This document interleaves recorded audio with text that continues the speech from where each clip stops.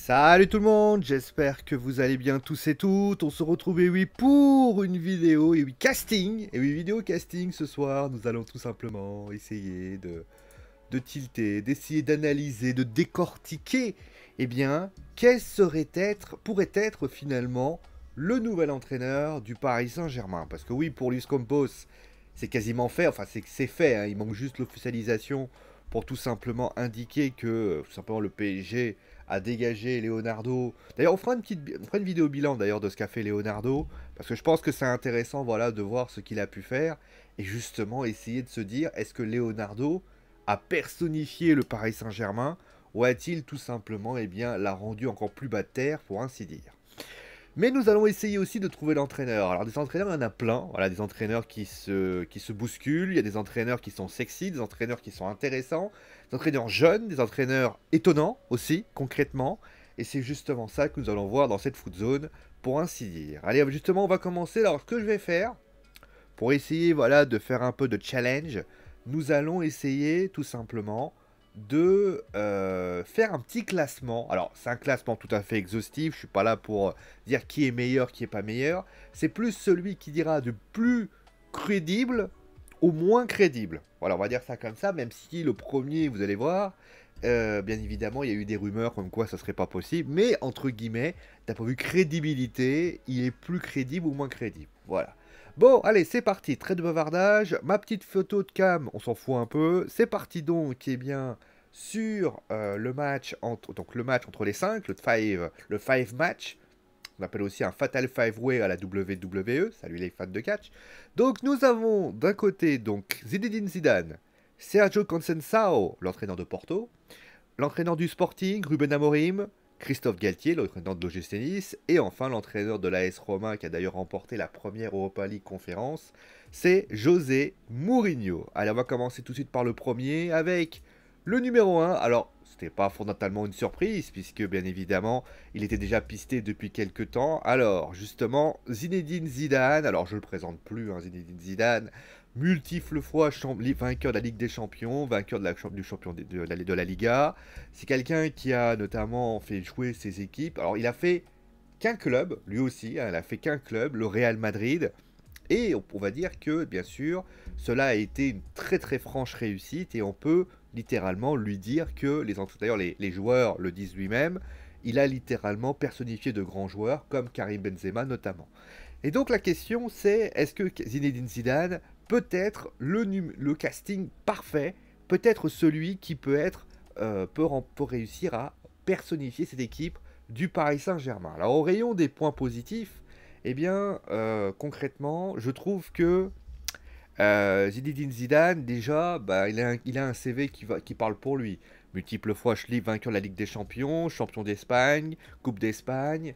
C'est quelqu'un qui, même dans les moments les plus compliqués, a toujours su, eh bien, parfois réussir à remporter quand même de gros trophées. Hein. On rappelle quand même qu'il y a eu des moments où c'était compliqué avec la Ligue des Champions, avec notamment l'Espagne, enfin la Liga qui n'était pas ouf.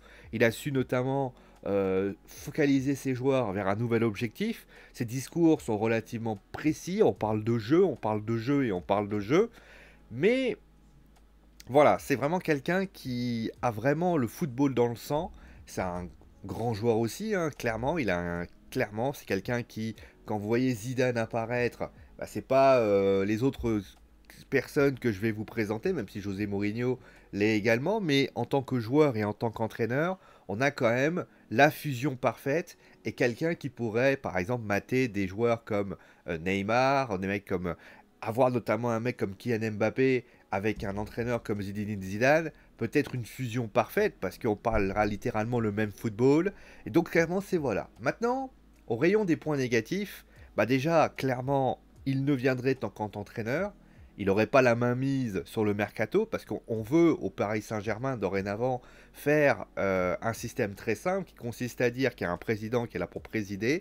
On a un directeur sportif, même si ça ne sera pas le nom clairement, mais ça sera qui s'appellera donc Luis Campos, qui sera là pour gérer le mercato, et on a un entraîneur qui entraîne.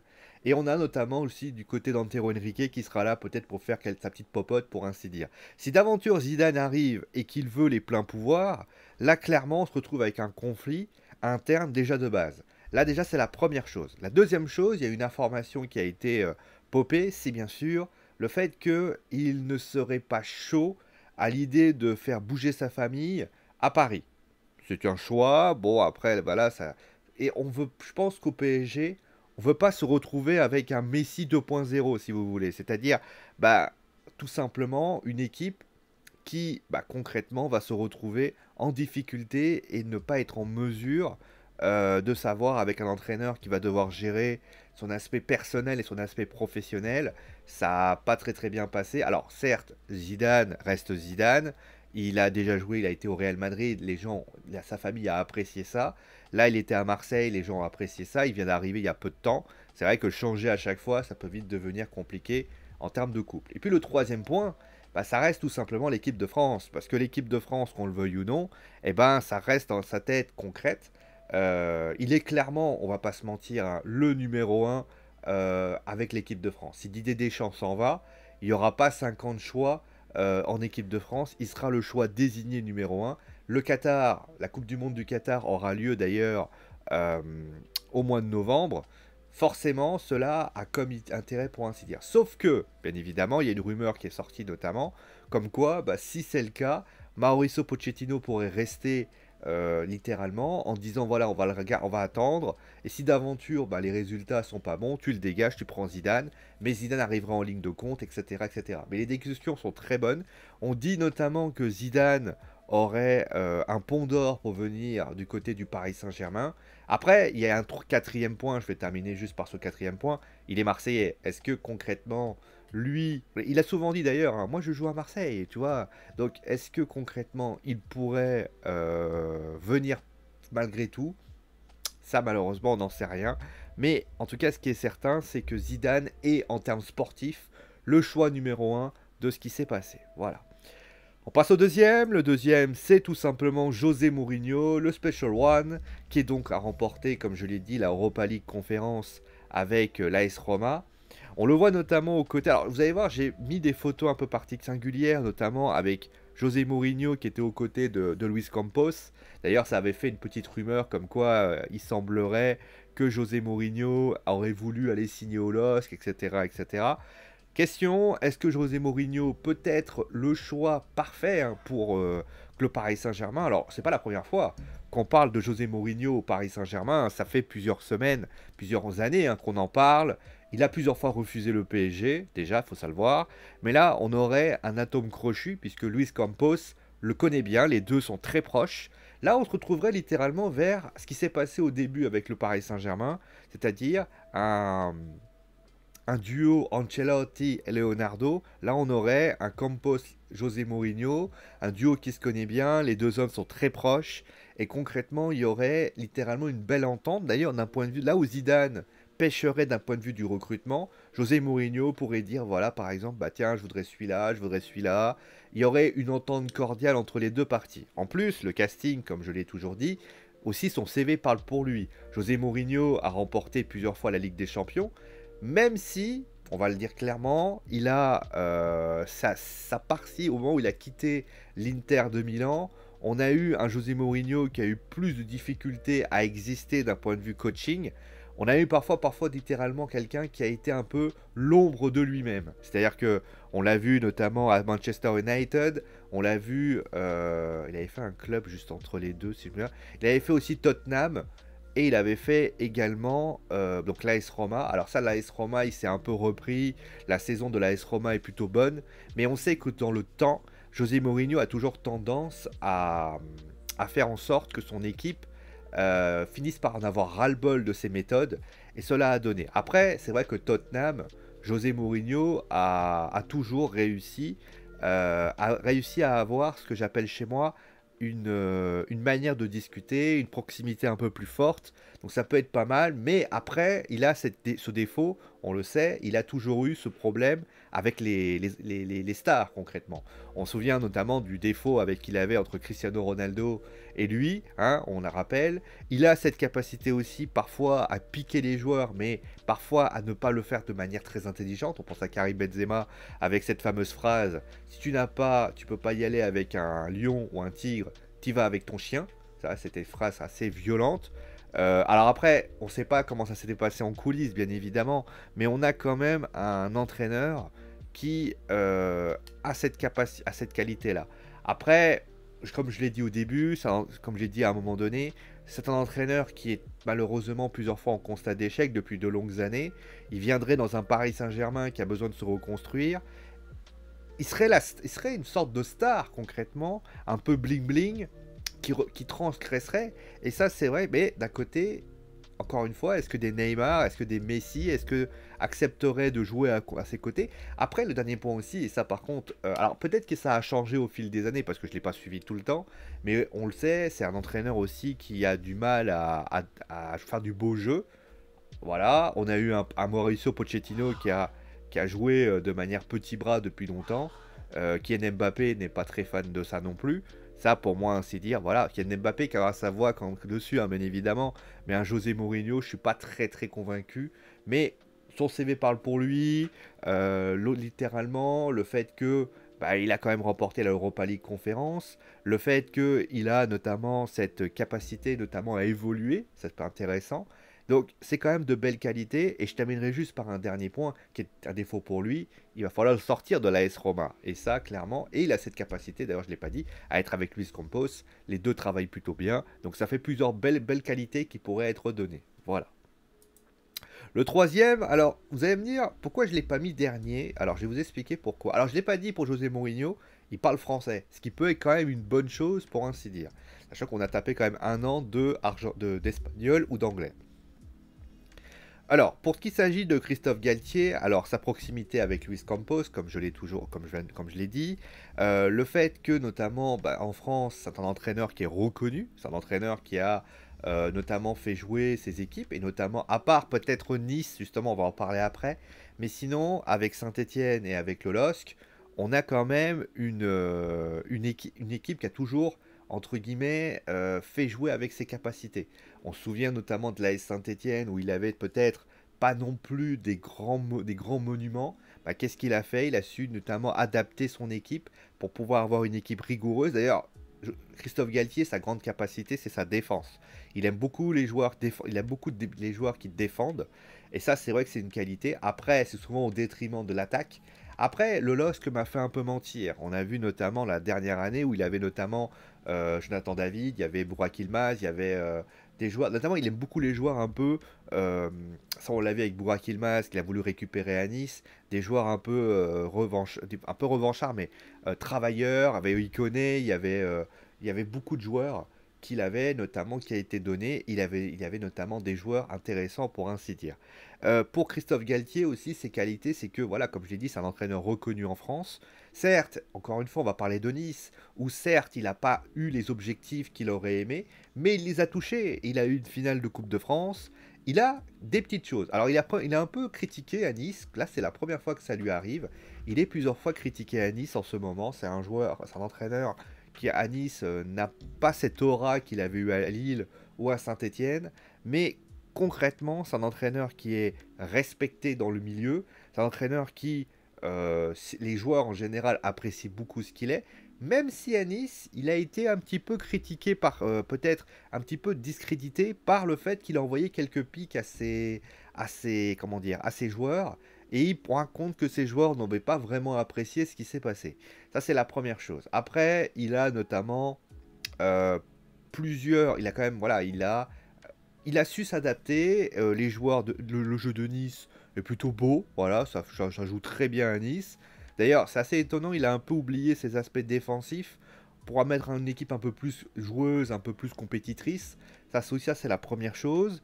Voilà, c'est sa proximité avec Luis Campos.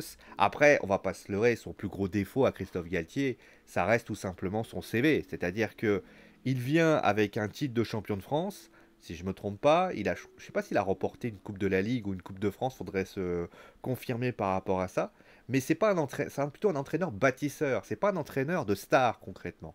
C'est pas un entraîneur qui va arriver devant un Neymar et lui expliquer un petit peu ce qui va se passer. C'est pas un entraîneur qui va littéralement. C'est un entraîneur qui va devoir se faire respecter dès le départ et qui va devoir écouter, peut-être se faire écouter dans un club qui a du mal à se faire écouter. Et ça, c'est vrai que ça va être son principal défaut à Christophe Galtier, qui, après, on va pas se leurrer, après, il faudra voir comment son coaching va gérer, comment il va...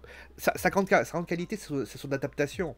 Mais il n'a jamais eu à s'adapter à des stars mondiales. Il s'est adapté à des équipes différentes, avec notamment des styles différents, mais il a notamment pas su gérer un actionnaire compliqué. Hein, c'est pas Ineos, c'est pas Jacques Ratcliffe, Jim Ratcliffe, je sais plus.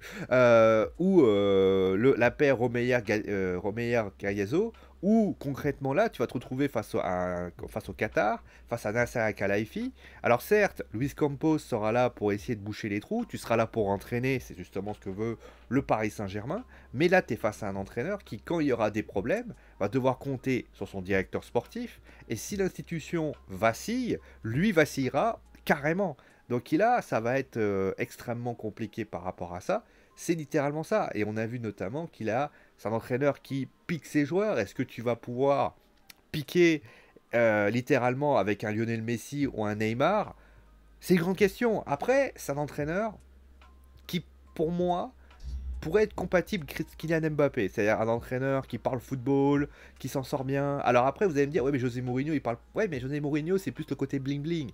Là, on a un entraîneur... Mais moi, je pense que il a tout approuvé, Christophe Galtier. Il a tout approuvé, Christophe Galtier. Il a tout démontré. Après, on va pas se leurrer, c'est l'entraîneur qui, sans Luis Campos, serait déjà en dernier. Je vous le dis clairement. Mais sa proximité avec Luis Campos et tout ce qui va avec, c'est un entraîneur qui a beaucoup de qualité. À lui de voir justement ce qui pourrait arriver. Voilà. Le quatrième, ça reste... Alors, je l'ai mis quatrième. J'aurais pu le mettre dernier. Lui aussi, c'est Ruben Amorim. D'ailleurs, je vais le mettre dernier d'ailleurs. Ouais. Bon, on va le faire comme ça, mais c'est le dernier. Ruben Amorim, pourquoi? Parce que c'est un jeune entraîneur. Il fait un peu penser à Thomas Tuchel, un petit peu, à Mauricio Pochettino, mais en plus jeune encore. Il a que 37 ans. Pourquoi je l'ai mis quatrième? Et en fait, je commence à me demander. En fait, les deux derniers sont très très proches. Hein. Pourquoi j'ai choisi de le mettre? Parce que déjà, il a un palmarès à son âge. Ça, c'est pas mal. C'est l'entraîneur d'ailleurs du Sporting, ce qui est quand même une bonne chose. C'est un entraîneur qui a beaucoup de qualité, il fait très très bien jouer ses équipes, concrètement. C'est un entraîneur qui, tout simplement, déjà a quelque chose qui va peut-être pouvoir, c'est le beau-frère d'Antero Henrique, quand même, c'est quand même intéressant. Et ça, c'est vrai que Ruben Amorim a cette qualité-là, voilà. Après, au niveau des défauts, déjà, c'est le fait qu'il a annoncé qu'il resterait à... Alors, il a été critiqué hein, au Sporting. C'est vrai que c'est pas une saison foufou. Lui, il se fait un peu critiquer de toutes parts. Mais il a déjà dit voilà, qu'il resterait au Sporting. C'est un entraîneur très jeune. Voilà, c'est un entraîneur extrêmement jeune. Qui fait un peu penser un peu à Nagelsmann, etc., etc. Mais c'est vrai que c'est un entraîneur... Moi, je fais dire la vérité. euh, il a tout approuvé, en fait. Et là, l'envoyer au PSG, c'est l'envoyer au casse-pipe en fait. Moi, je pense qu'il doit rester au Sporting, grandir. Après, vous allez me dire, les entraîneurs, si tu les envoies pas au-dessus, ils s'en sortiront jamais. Oui, mais Jürgen Klopp n'est pas passé je sais pas, d'un petit club qu'il a fait à Liverpool. Il a eu une transition.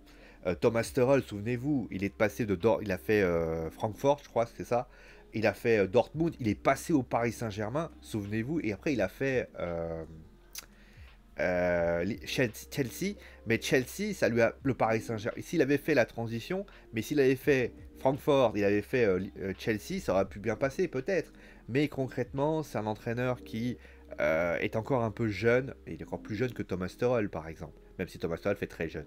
Mais concrètement, moi je suis pas trop convaincu. Mais après, j'ai envie de vous dire, il va, d'ailleurs, ça aussi, je ne l'ai pas dit, mais il va dans le casting Paris Saint-Germain. Là où Christophe Galtier est étonnant parce que c'est un entraîneur qui, voilà, mais concrètement, lui, serait un entraîneur de durée, c'est-à-dire qu'il viendrait, il mettrait en place un jeu, il aurait le temps de travailler concrètement. Maintenant, est-ce qu'on a le temps de travailler au PSG? Ça, vous avez 5 heures, voilà.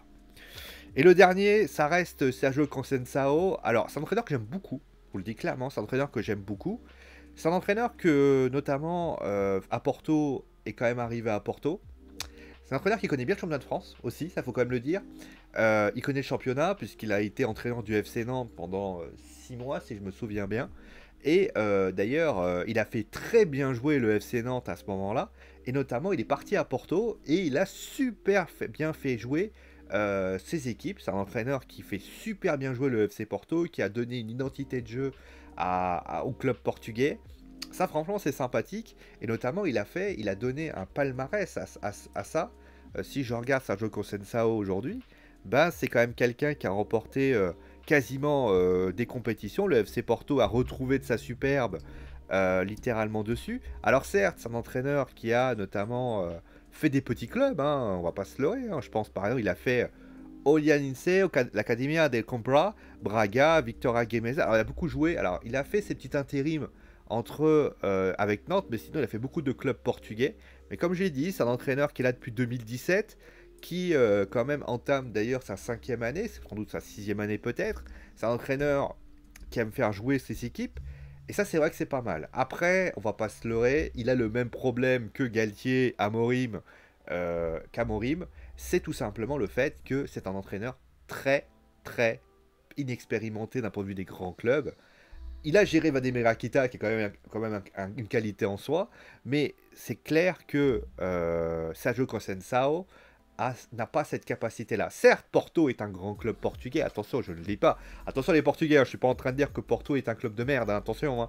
Mais c'est pas... Porto, c'est un club qui a toujours été un club familial, un club sympathique. Mais c'est pas le Paris Saint-Germain où tu vas devoir gérer le Qatar, gérer telle ou telle chose, gérer des stars, gérer des trucs. C'est très très différent. Et honnêtement, vous êtes face à quand même un gros monument.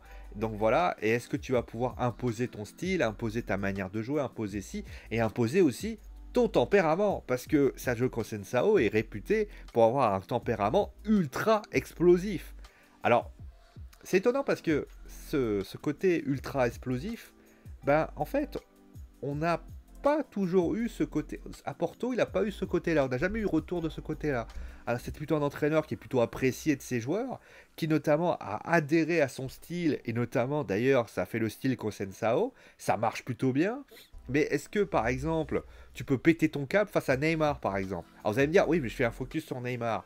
Mais Neymar, c'est un peu la valeur étalon du groupe. C'est-à-dire que face à des joueurs qui ont un gros caractère, qui notamment fait des choses, est-ce que toi, tu es capable de dire à Neymar, tu vas arrêter tes conneries, tu vas arrêter de dormir très tard, ou tout simplement, prépare-toi, fais ci. Vous voyez, par exemple, vous prenez le cas de Jorge Sampaoli, il a pris Dimitri Payet, il l'a personnifié, il l'a fait travailler.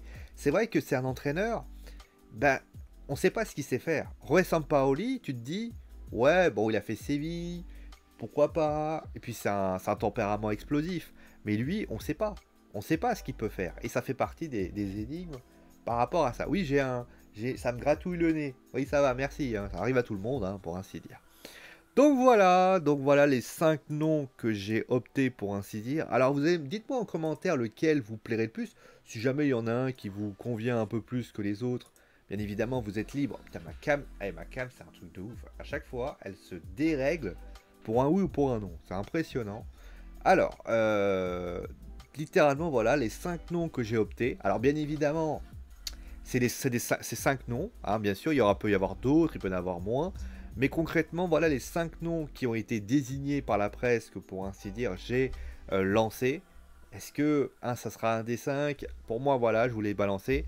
Donc, concrètement, voilà la liste qui a été balancée, pour ainsi dire. Dites-moi ce que vous en pensez, bien évidemment. Allez, on va s'arrêter là pour aujourd'hui. Merci à vous tous d'avoir suivi l'émission. Portez-vous bien et ciao les amis.